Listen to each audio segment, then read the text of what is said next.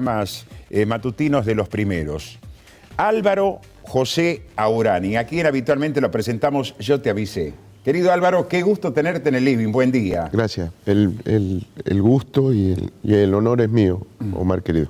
Bueno, te quiero comentar en lo personal y también a través de lo que recibíamos en el día de ayer, la cantidad de mensajes de personas que están vinculadas a los medios, que están vinculados al arte, a la economía, de la muy buena noticia que anunciamos de tu incorporación a los primeros a partir del próximo lunes. En buena hora, digamos. Si, la verdad que si los colegas le dan la bienvenida, tal vez una buena señal. Vamos a ver qué nos dice la audiencia. Bien, ¿no? y la audiencia quiere saber quién es Álvaro Aurani.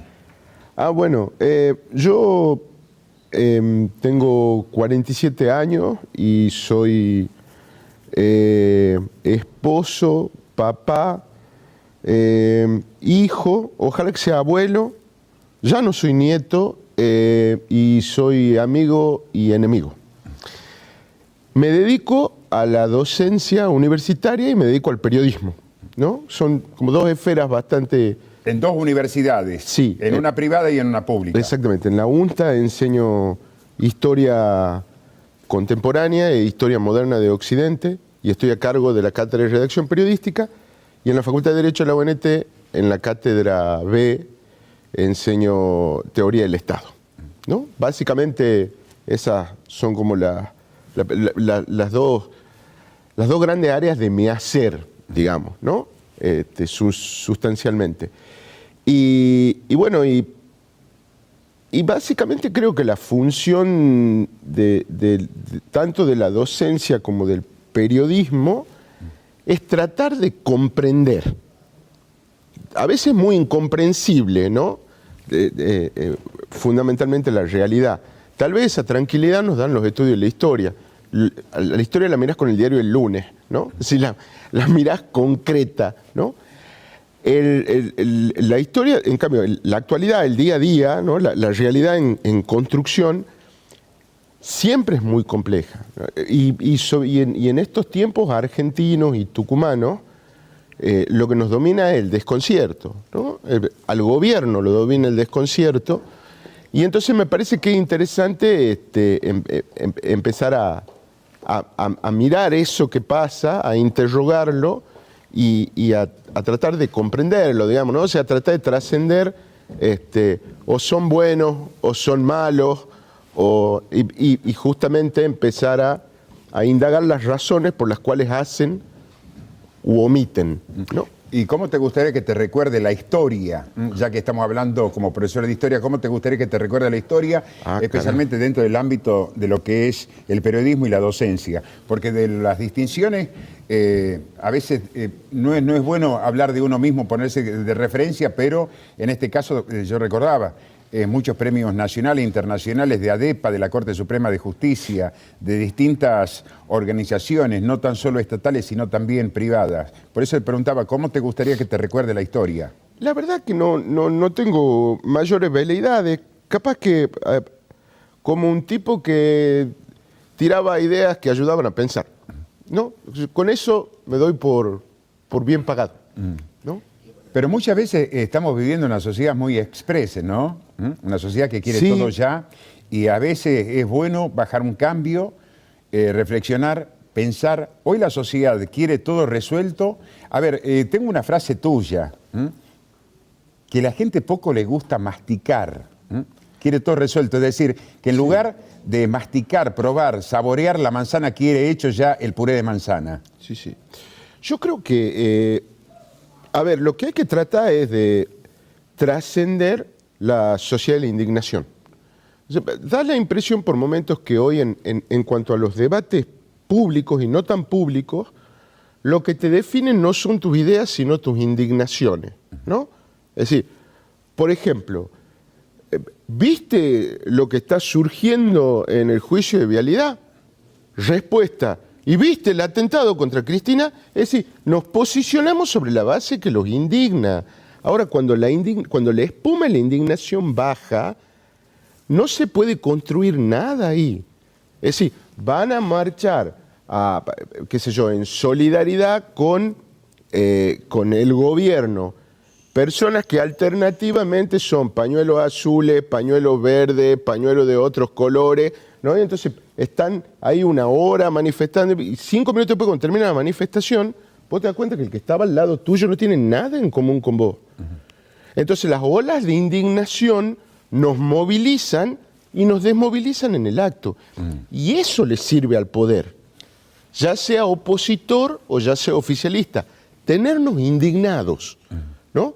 Porque en la indignación no se puede construir un discurso público, ni se puede construir un reclamo fundado hacia las autoridades o hacia la oposición. Hay que desmontar la indignación y hay que pensar a montar ideas, ¿no? Y me parece que lo que hay que empezar a montar es, bueno, esto pasa por estas razones. Nada ocurre porque sí. Y cuando hablemos de gobierno, en la democracia y en la república, nada puede ser porque sí o porque no. ¿Y ahí qué responsabilidad tenemos en forma individual, colectiva como sociedad?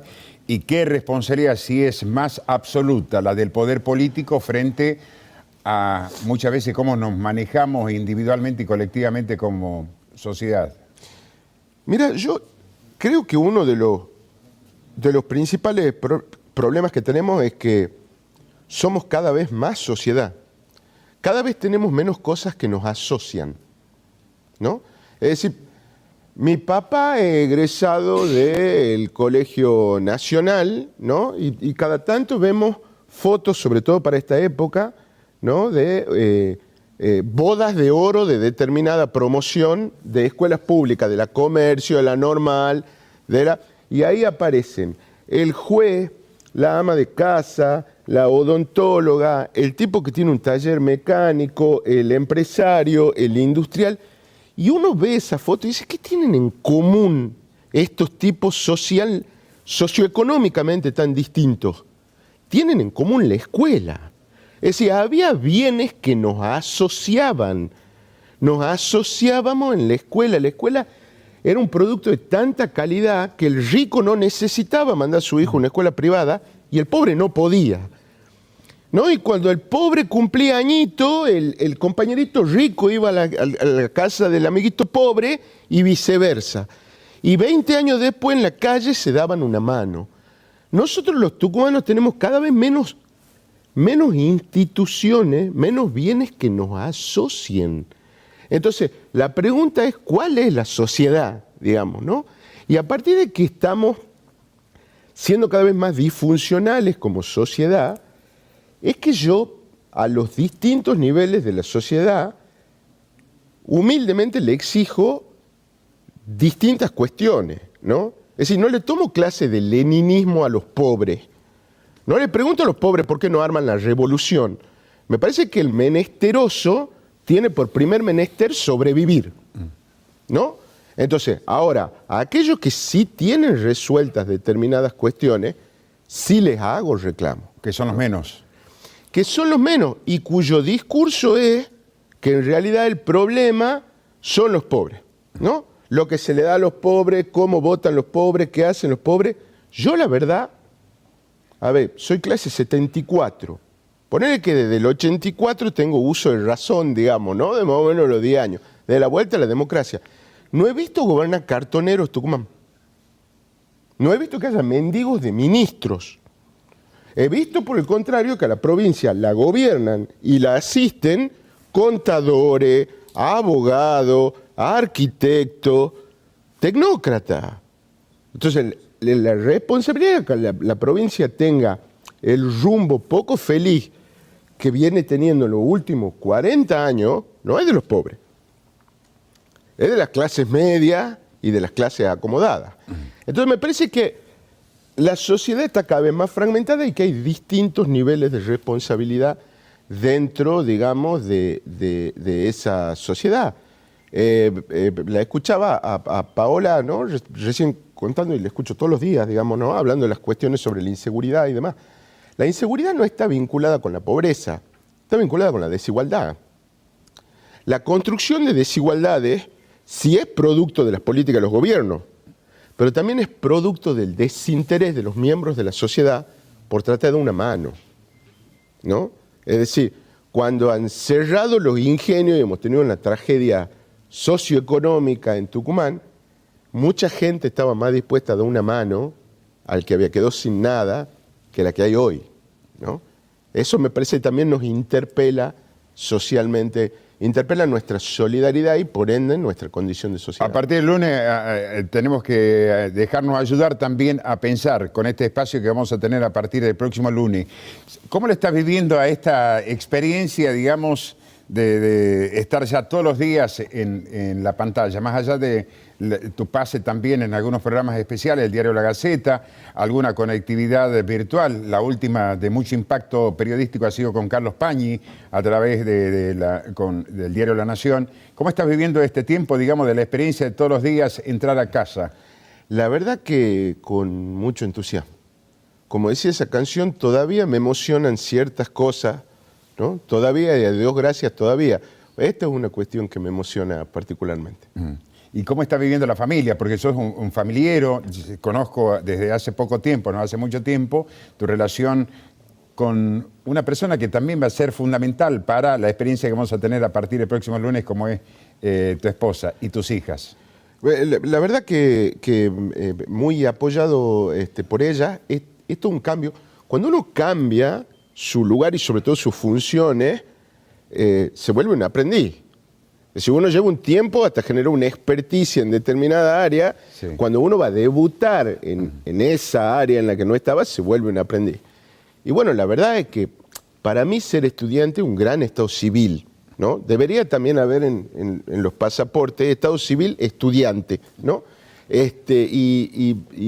Bueno, la verdad que muy dispuesto a aprender. Y ojalá que lo que tengamos para contar alcance, y encuentro en mi esposa, en Mónica, y en mis hijas, que son Maya y Elena, enorme respaldo y enorme aliento, enorme apoyo moral para eso. Así que la verdad es muy bien. Y también, Álvaro, para aquellas personas que pueden estar preguntando, pero Álvaro, ¿lo vamos a seguir leyendo en el diario? Sí, lo van a seguir leyendo, van a seguir leyendo la parte literaria, van a seguir. Sí. Les pido por favor que nos sigan leyendo, ¿no? Es decir, me encantaría que además... Sí. Digamos, de verme acá, abran el diario, ¿no? La Gaceta es para quienes estamos involucrados en ella, el diario. Así que abran el diario, digamos. Tengo la columna fija los viernes, hoy he escrito justamente una columna. Y en principio me parece que voy a sumar una segunda columna los días lunes y algunas participaciones, digamos, eventualmente en medio de algunas semanas, así que sí, están más que invitados, digamos, o en papel o en pantalla. Y acá en la pantalla de Canal 10, todos los días con Álvaro, que no quiero desaprovechar también, porque recién hablabas de tu historia, especialmente en el diario La Gaceta. Ese amor por el periodismo y esa entrega por el periodismo, ¿qué sueño te impidió concretar? Por ejemplo, escuchaba atentamente como profesor de la UNSTA, profesor de la Facultad de Derecho, ¿pensaba ser abogado? Bueno, pertenezco a esa generación que va a ser lo que tenía que ser o iba a ser abogada, ¿no? Y entonces mi primera carrera universitaria, y terminé primer año, ¿no?, de abogacía en la UNT, y un diagnóstico médico sobre la salud de mi padre que fue devastador, básicamente me obligó a recalcular todos los planes siendo muy joven. Y a los 19 años la Gaceta me dio lo que fue en ese momento y durante décadas casi te diría que la oportunidad de mi vida, que fue integrarme teniendo 18 años al staff del diario, ¿no? Y arranqué ahí, arranqué a los 19 años, digamos, en la Gaceta. O sea, en la Gaceta cumplí 28 años, digamos, es como... Esto toda es una vida. Como entré muy temprano, tengo 47 años y tengo todo eso por ahí detrás, digamos, ¿no? Y ¿cuál era mi sueño? Vivir en una sociedad donde el progreso fuera verdad. y no me tocó, ¿no? Entonces me parece que básicamente los periodistas, nuestro objeto también es la cosa pública, pero desde un punto de vista distinto que la política. Nosotros miramos la cosa pública, nos ocupa la cosa pública, pero no para gobernarla ni para tener poder sobre ella, sino para decirle a la sociedad, che, están haciendo esto con la cosa pública, ¿no? Si fijaste, digamos, pues además, es decir, los gobiernos también son la vida de la gente, el patrimonio de la gente, el honor de la gente, ¿no? El futuro de la gente. Álvaro, lo último, no podemos dejar de desaprovechar para algún título que tiene que ver con la actualidad, porque hay mucha expectativa, manejar información de primera mano. No sé si es percepción o información sobre cuándo crees que vamos a tener elecciones en la provincia de Tucumán y si Jaldo va a ser oficialmente el candidato a gobernador por parte de Juan Mansur, aunque todavía el jefe de gabinete no haya dicho nada absolutamente de esa candidatura. Claro. Bueno, a ver, qué complejo, ¿no? Si fuera por las encuestas, yo calculo que al gobierno de la provincia le gustaría que tengamos elecciones por ahí de 2040, 2041, a ver si básicamente se pueden compensar, digamos, ¿no? Los problemas que están teniendo en materia de lo que las encuestas le dicen. El gobierno nacional está para el récord Guinness en materia de imagen negativa de sus líderes, ¿no? Es decir, Cristina Fernández de Kirchner tiene una imagen negativa, según una encuesta que se publica hoy en Clarín de Management and Fit, del 65%, y el presidente Alberto Fernández tiene una imagen negativa del 70%, ¿no? Es decir, wow, digamos, ¿no? Técnicamente no están en condiciones ni siquiera de poder ganar una elección. Más allá de lo que está pasando últimamente con el tema de las encuestas, ¿no? Caso concreto, lo de Marco Juárez en la provincia de Córdoba. Exactamente, pero en líneas generales, si vos tenés más de un 40% de imagen negativa, y es difícil que pueda ganar una elección en el consorcio del edificio donde vivís, digamos, ¿no? Luego, Dios mío, si es del 65 o del 70, ¿no? Entonces el gobierno está teniendo básicamente ese problema. A partir de ahí, ¿qué? La pregunta tiene que ver con... La pregunta es si Jaldo es el candidato del gobierno, deriva de la respuesta de la pregunta ¿qué quiere Juan Mansur? Si el plan de Juan Mansur es integrar una fórmula nacional como vicepresidente o como presidente, pues si Mansur aspira a ese binomio, necesita un triunfo electoral en Tucumán lo más amplio posible. Primero necesita un triunfo, después lo más amplio posible, ¿no? En ese esquema en el que Mansur necesita ganar para ir al binomio, ¿cuándo necesita ganar? Lo más temprano que pueda. Cristina en 2019 lo anuncia Alberto Fernández en un video de YouTube el 18 de mayo. Y ahí el gobierno empieza a construir en agosto, che, vamos a votar antes. ¿Cuánto antes? En junio, muy tarde. En mayo, muy tarde. ¿Vamos a abril? Vamos a abril.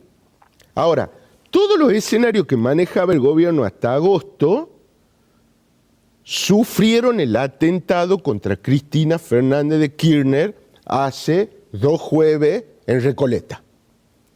Segundo escenario que manejaba, digamos, básicamente el gobierno. ¿A Massa le sale o no le sale? Bueno, parecía que no le iba a salir a Massa, ¿no? Entonces, ahí la proyección de Mansur hacia una fórmula nacional era, te diría, casi natural.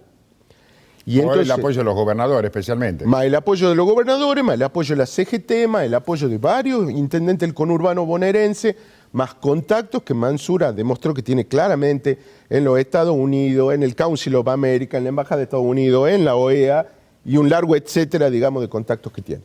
Ahora, resulta que Cristina quedó entronizada en la escena política a partir del atentado, y a Massa parece que le está saliendo, ¿no? Es decir, arrancó con una devaluación selectiva, puso un dólar soja, quería recaudar 5.000 millones hasta fin de año, en 8 días recaudó 3.200 millones. ¿Le sale o no le sale? ¿Cómo vienen los cálculos? Y entonces, si Mansur está empecinado en ir a la fórmula, Jaldo es el candidato a gobernador. No hay duda en eso. No tienen tiempo de armar otro. Jaldo le conviene a Mansur, Jaldo, un recorredor del territorio provincial. No le vamos a contar a Jaldo, digamos, de qué va la provincia de Tucumán. Ha sido ministro del Interior desde el año 2007 en adelante y después ha sido vicegobernador de la provincia.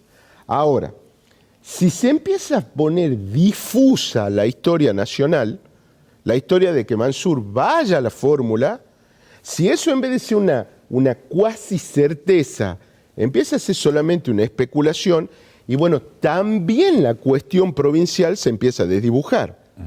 Pues Mansur puede estar dispuesto a soltar su preponderancia en Tucumán a cambio de ir a la presidencia de la Nación. Ahora, a cambio de una especulación, ¿perdés el manejo de la provincia?